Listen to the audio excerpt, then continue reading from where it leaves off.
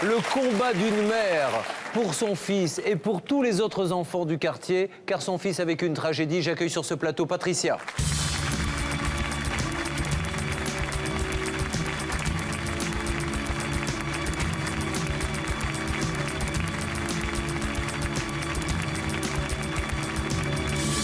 Patricia, bonsoir. Merci d'être avec nous sur le plateau de Sans aucun doute. Sans plus tarder, voici la raison pour laquelle vous êtes sur ce plateau, la tragédie qu'a vécu votre fils. Nous regardons maintenant tout de suite l'enquête qui est signée Sophie Prichonnet. Il était là par terre. J'étais là par terre. Je me souviendrai toujours ce jour-là, il était là par terre.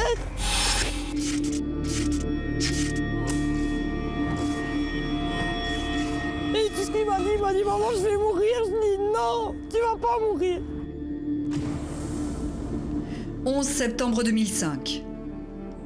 Ce jour-là, Patricia manque de perdre son fils. Sofiane, 13 ans, est frappée par une décharge électrique de 15 000 volts.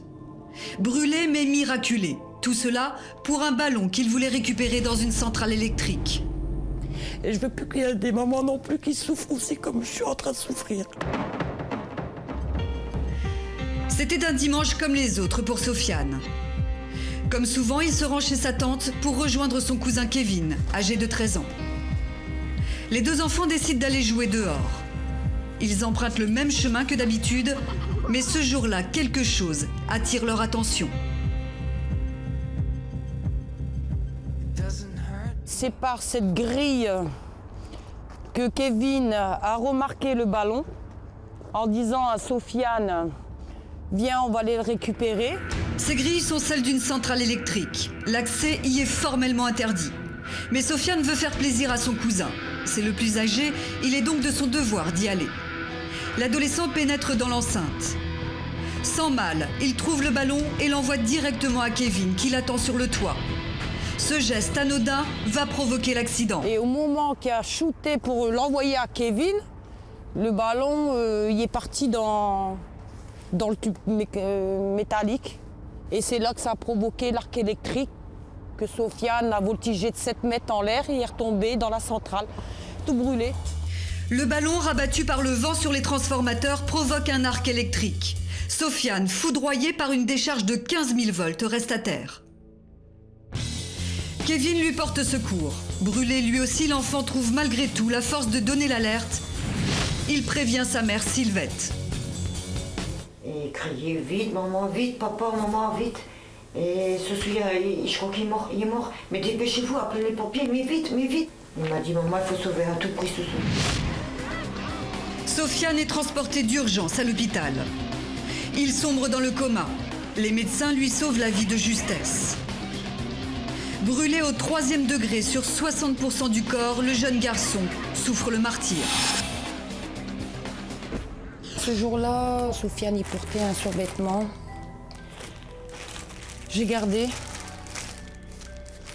On me dit souvent pourquoi vous gardez, mais c'est le jour qu'il portait son survêtement avec son t-shirt rouge synthétique. Et dans quel état tout y a fondu sur lui. Et par exemple, la façon comment il a été brûlé.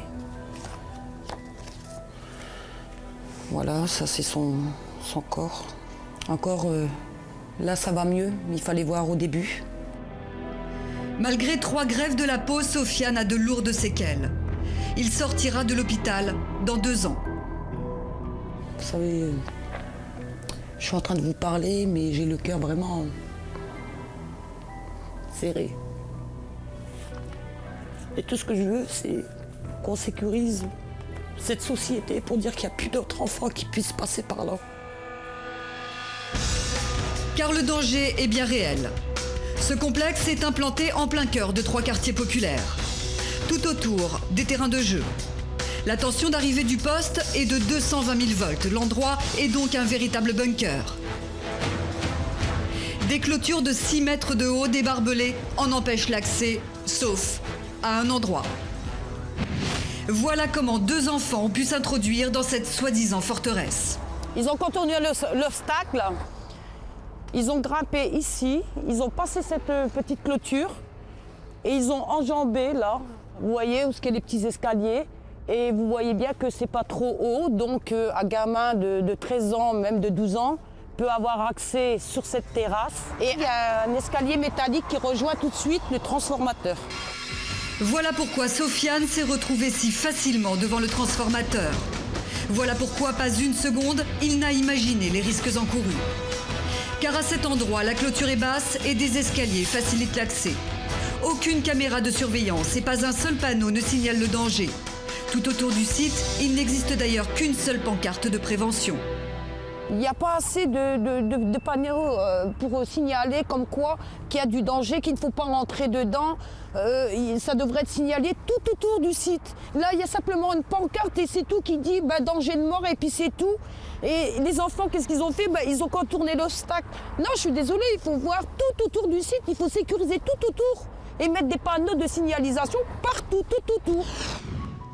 Cette crainte, une grande partie des habitants la partagent. Une pétition signée par plus de 240 résidents réclame une meilleure protection du site. Céline, membre du comité de quartier, a déjà été alertée. C'est vrai qu'il est arrivé que certaines personnes remarquent que les enfants jouaient près du site, que c'était facile d'accès et qui peuvent envoyer leur ballon sur le site et qui peuvent chercher à aller le récupérer par la suite. Facilité d'accès, manque de sécurité, la situation était connue de tous. Sofiane n'est pas un cas à part. D'autres enfants auraient pu connaître le même sort, comme en témoigne Rosario, habitant du quartier. Avant le drame, j'ai constaté par le passé qu'il y avait des enfants, surtout le week-end et pendant les vacances scolaires, qu'il y a des enfants qui jouaient à l'intérieur au ballon. Si c'est pas sécurisé, un nouveau drame pourrait se produire. Patricia tente de provoquer une réaction. Elle écrit au maire, à la société responsable du site. Ses appels à l'aide passent de service en service. Concrètement, rien ne bouge. Oh, rien du tout, j'ai eu aucun retour. Même pas une lettre de consolation en disant on est désolé, on partage votre douleur. Rien de tout ça. C'est comme si vraiment, ça y est, mon fils est en infraction, tu te débrouilles quoi. Tu te débrouilles. En effet, la société serait en droit de porter plainte contre Sofiane pour violation de propriété privée. Patricia le sait, mais cela ne la décourage pas. En caméra cachée, elle se rend sur le site pour une énième tentative. Est-ce que vous envisagez de faire des travaux? Alors, je n'aurai pas de réponse à vous apporter maintenant. Parce que des travaux, pourquoi? Moi, je vous inviterai à faire un courrier au directeur. Encore une fois, c'est un échec. Depuis l'accident, seul un fil barbelé a été posé, mais à l'intérieur du site. Un effort qui ne satisfait ni Patricia, ni même son fils. En isolement dans sa chambre, Sofiane ne peut sortir du centre de rééducation. Alors depuis 7 mois, chaque jour, Patricia se rend à son chevet. Aujourd'hui, nous l'avons accompagnée car Sofiane tenait à faire passer ce message aux responsables du site. On peut encore passer. Il y a la porte qui est tout le temps ouverte. Il y a une grille qui est ouverte. Mais si eux, ils peuvent faire quelque chose de leur côté, qu'ils le font, c'est tout. Ils n'ont rien à dire, ils n'ont même pas leur mot à dire, ils se taisent, ils le font. À moins qu'ils aient bien voir des gens souffrir. Et c'est précisément pour éviter cette souffrance à d'autres enfants que Patricia ira jusqu'au bout de ce combat. Pour les autres mamans et pour son fils. L'enquête est signée Sophie Prichaudny, pour sans aucun doute. Alors nous avons pu le constater sur ces images, effectivement, les 3/4 de cette entreprise sont vraiment bien sécurisés avec des barrières très hautes. Alors pourquoi, sur cette partie de rue, on n'a pas sécurisé? C'est ça qui est complètement fou. Je comprends pas non plus, monsieur. Parce qu'effectivement, n'importe qui, n'importe quel gamin peut avoir accès. Bien sûr. On a même le témoignage de cet homme qui dit avoir vu des enfants jouer régulièrement, même dans le site. Et quand vous allez voir ce monsieur, il vous dit qu'il faut envoyer un courrier. Oui. Ce qui est un peu gênant dans ce dossier, c'est qu'évidemment, il ne souhaitait pas ça dans cette entreprise. Mais c'est qu'immédiatement, on ne déclenche pas une cellule de crise, qu'on ne monte pas un mur dès le lendemain. Est-ce qu'aujourd'hui, comment faites-vous? Vous passez devant quasiment tous les jours. J'évite de passer dans cette rue. C'est vrai? Oui. C'est trop difficile? Trop. Toujours les images. Dans un instant, la suite de cette douloureuse affaire. Nous tenterons d'alerter les plus hautes autorités pour leur faire prendre conscience du dramatique accident de Sofiane. Mais vous prenez votre responsabilité de sécuriser ce site pour tous les autres enfants. Le dialogue ne sera pas aisé, mais pour Patricia, il faut une intervention urgente. La suite de notre combat dans un instant sur TF1.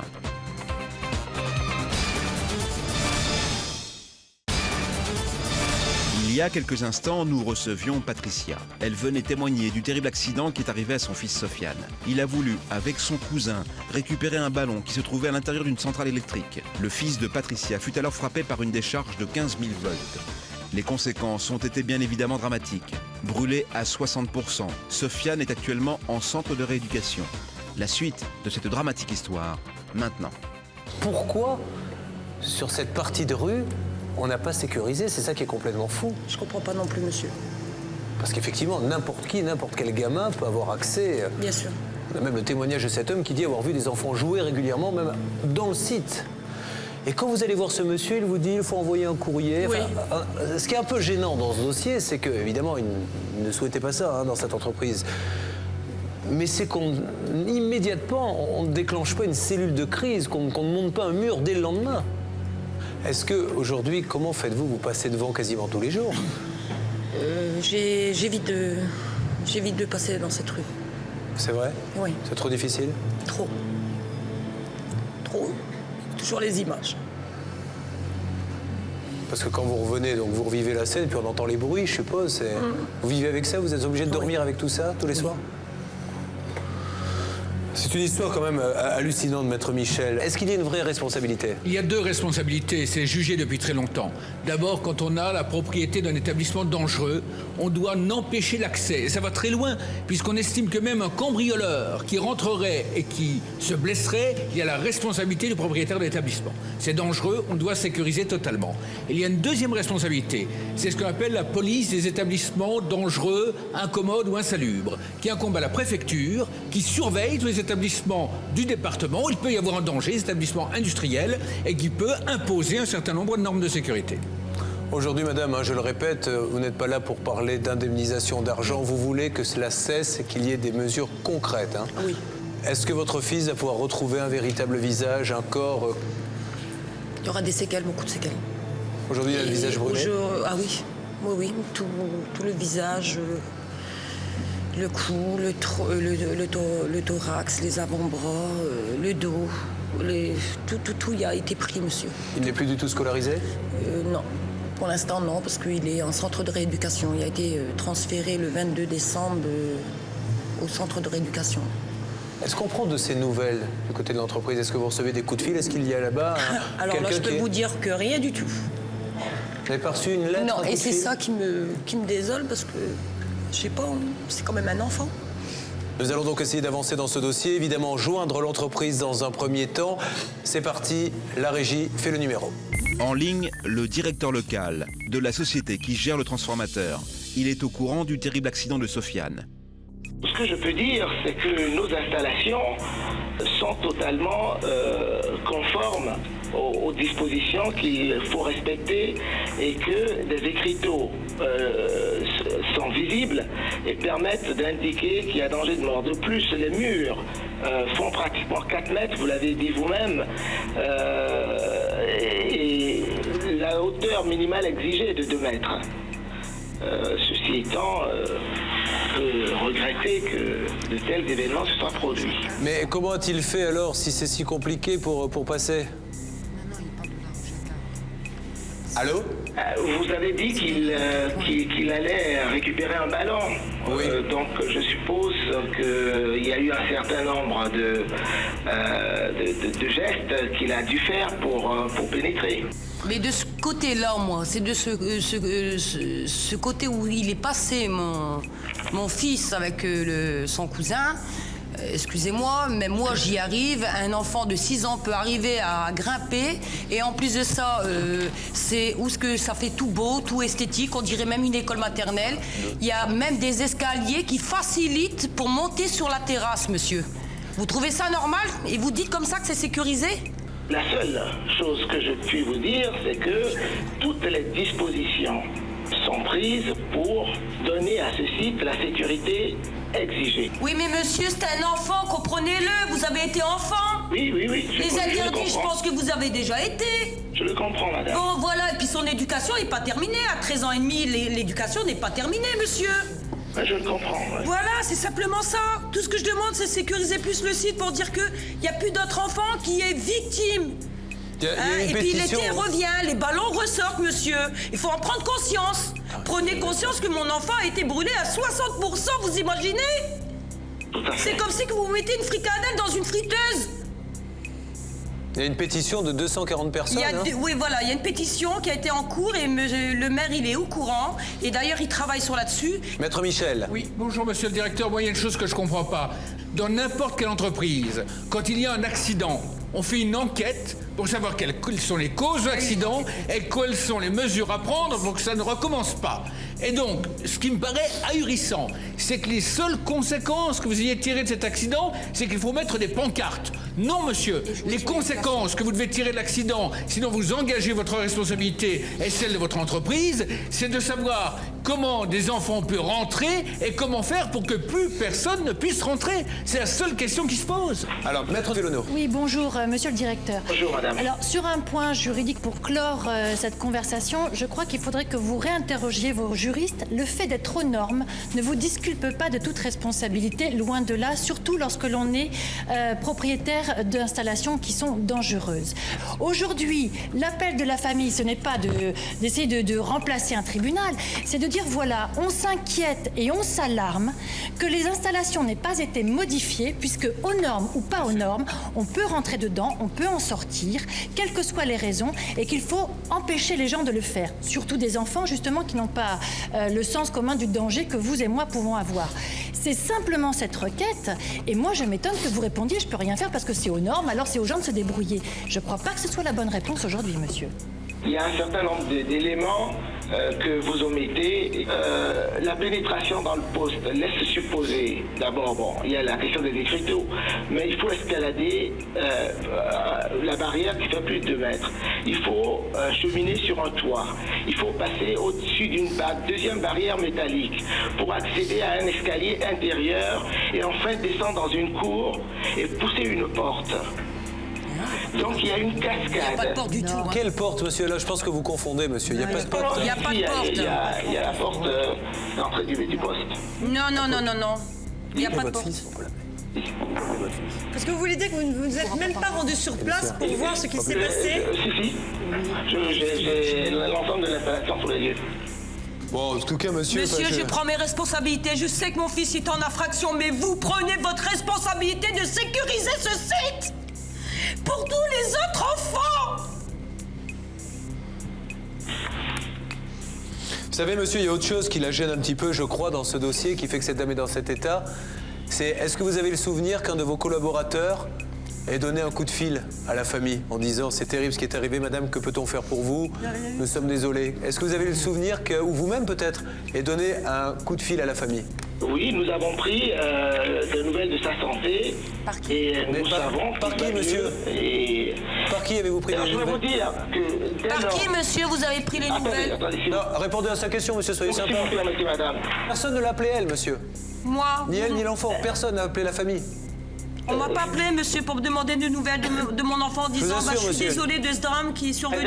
Madame, elle n'avait pas les coordonnées de madame chez elle. Je connais pas. Elle a appelé en permanence l'hôpital qui était le seul contact qu'on avait pour avoir des nouvelles. Elle n'avait pas les coordonnées de cette dame? Comme je vous l'ai dit tout à l'heure, le dossier est en cours. Dès que le dossier aura avancé, je recevrai madame. D'accord, donc elle attend une petite année. Pendant ce temps-là, de toute façon, les soins, je suppose, sont gratuits tant que l'instruction n'est pas terminée. C'est ce qu'on lui dit à l'hôpital. Elle gagne... Quelle est votre situation financière, madame?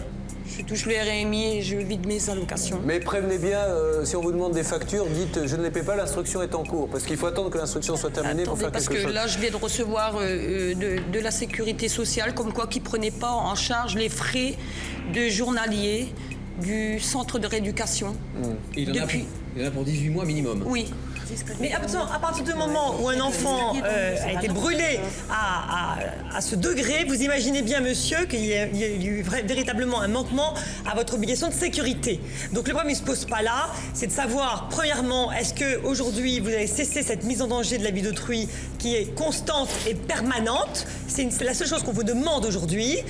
Et voilà, répondez déjà à cette question. Est-ce que oui ou non, vous allez vous arc-bouter toujours à vous dire, ben non, aujourd'hui on estime qu'il n'y a pas de danger alors qu'il y a un enfant qui se trouve gravement malade, ou est-ce que vous allez prendre des mesures sérieuses? Oui ou non? C'est tout ce qu'on vous demande, monsieur, aujourd'hui. Je pense que la mesure qui me paraît la plus importante, c'est de veiller de plus en plus à la non-accessibilité à nos ouvrages. Bien sûr, voilà. On ne parle que de ça, monsieur. J'espère que vous êtes rassurés. Tout à fait. Oui, mais monsieur, on est rassuré, on le sera quand ça sera fait. Le problème, c'est qu'il y a 5 mois que ce drame a eu lieu et que rien n'a été fait depuis en 5 mois. Vous n'avez rien touché. Ce que je vous propose, c'est de reprendre contact avec vous dès lors que nous aurons les conclusions sur le dossier. Vous devez les avoir quand, monsieur, à peu près? Vous ne savez pas? Je ne peux pas vous dire. D'accord. Mais je reprendrai contact. Moi, je vais vous demander quelque chose de complémentaire sans attendre la fin de l'enquête, monsieur. C'est de recevoir cette dame maintenant, dans les jours qui viennent, et de voir comment, toute question de responsabilité mise à part, de voir comment, humainement, parce que vous êtes une entreprise qui a un sens social, un sens humain, comment vous pouvez aider cette dame à résoudre son problème financier pour les soins que doit recevoir son fils, en partie dû à un défaut de sécurisation de votre entreprise. À partir de ce moment-là, vous aurez fait un geste qui, toute question de responsabilité mise à part, vous permettra de regarder en face cette dame qui a un enfant dans cet état-là. Je recevrai madame assez rapidement. Je me permets de souhaiter meilleure santé aux jeunes enfants. Si vous permettez, ayez en tête que vos vœux de rétablissement pour cet enfant seront des vœux pieux si vous ne permettez pas à cette famille de payer les frais d'hospitalisation. Il a pour 18 mois de soins qu'il ne pourra pas suivre s'il n'y a pas d'argent. N'oubliez pas. Elle est au RMI et la couverture universelle ne couvre pas le genre de soins qu'il a, malheureusement. Merci beaucoup, monsieur. Bonne soirée. Au revoir. Je trouve que de la part de la société, ce n'est pas très habile, au contraire. Parce que dans la mesure où cette famille, au départ, n'avait aucune demande financière particulière, tout ce qu'il demandait, c'est d'éviter une mise en danger future des autres enfants. Donc il va de soi que je pense que madame va changer de fusil d'épaule et va faire respecter ses droits et faire en sorte que son enfant soit indemnisé et elle va saisir la justice. Elle doit le faire, elle ne l'a jamais fait et elle va le faire.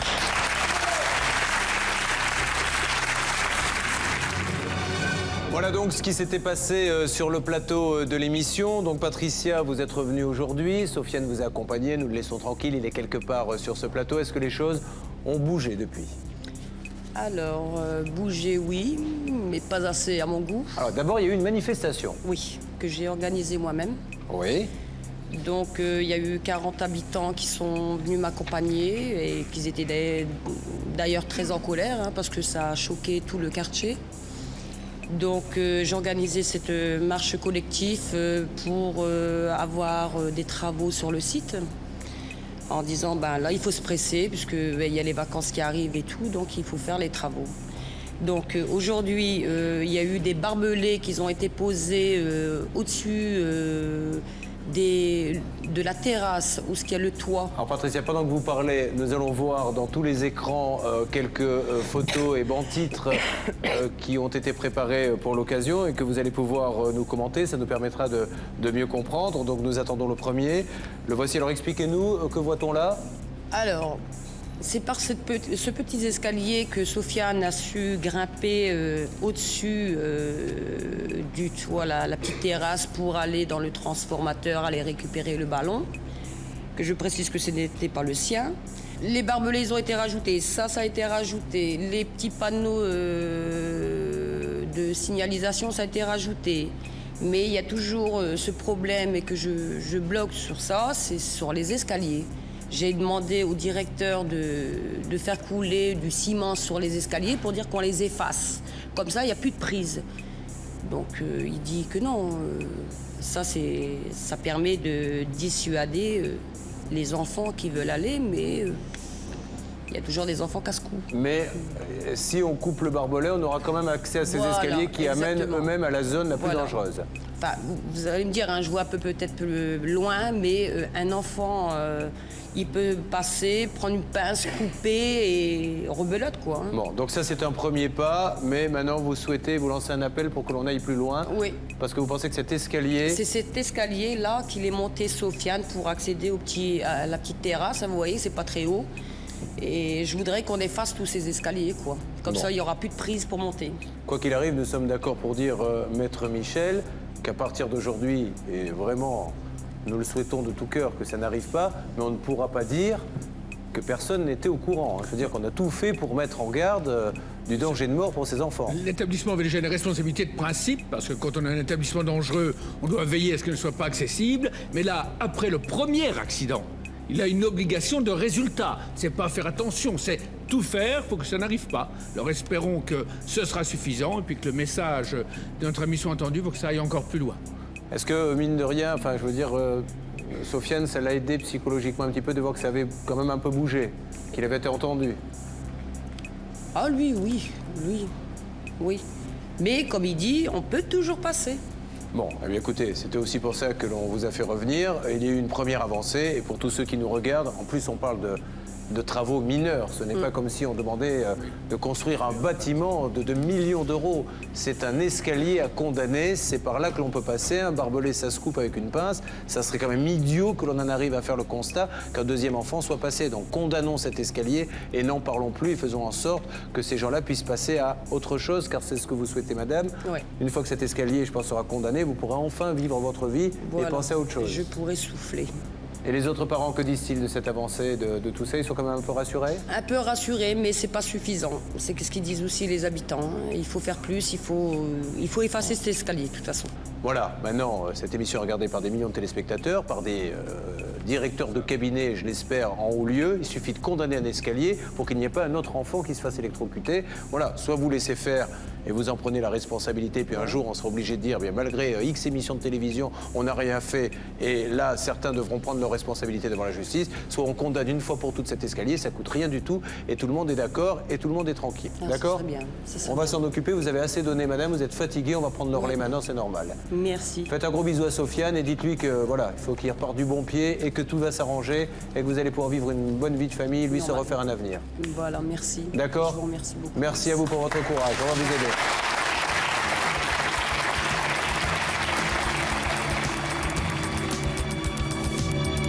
Je suis vraiment satisfaite de l'émission Sans aucun doute avec toute l'équipe.